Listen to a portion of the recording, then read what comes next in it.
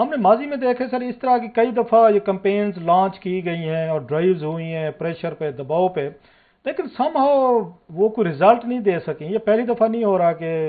यहाँ पे अफगान महाजरीन या अफगान जो इलीगल हैं उनको कहा गया, बल्कि मुझे याद पड़ता है प्रोजेक्ट के तहत, आपको भी याद आ जाएगा, एक दफ़ा तो यहाँ भी किया गया था, ट्रक के ट्रालों के पैसे भी दिए गए थे, किराया भी दिया गया था, उनको बॉर्डर के पास छोड़ भी आए थे, बल्कि एक एक हज़ार डॉलर भी दिया गया था कि ये आपका खर्चे के लिए, जब तक आपको कोई बंदोबस्त नहीं होता। तो कुछ अरसे बाद वो सारे वापस आ गए थे। सो माजी में जो कुछ स्टेप्स लिए गए जिनको किसी ने सीरियस नहीं लिया था,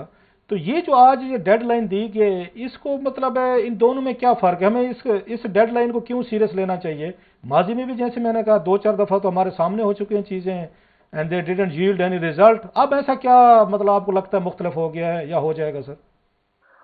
ये बात बिल्कुल आप ठीक कह रहे हैं कि जब जब पाकिस्तान और अफगानिस्तान के ताल्लुकात खराब हुए हैं, तो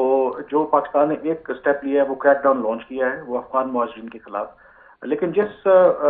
इकदाम के आप जिक्र कर रहे हैं वो स्कीम आज भी एप्लीकेबल है, क्योंकि यूएनएचसीआर के साथ मिलकर पाकिस्तान ने जो वॉलंटरी रिपैट्रिएशन का एक प्रोग्राम था, जिसमें जो भी खानदान रजाकाराना तौर पर वापस जाना चाहता था उसकी वो फाइनेंशियल मदद भी करते थे ताकि वहां पे जाके वो नई जिंदगी शुरू कर सके। लेकिन हमने देखा यही, क्योंकि एक निज़ाम तो था नहीं, बॉर्डर 2600 किलोमीटर रेगुलेट तो हो नहीं रहा था, यहाँ से वो पैसे लेते थे और फिर दूसरे रास्ते से वो वापस आ जाते थे, और वो प्लान हमेशा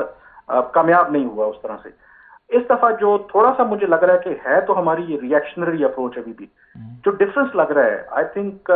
वो जब से ये नए आर्मी चीफ आए हैं, ये वो बड़ा क्लियर है, अनलाइक जनरल बाजवा।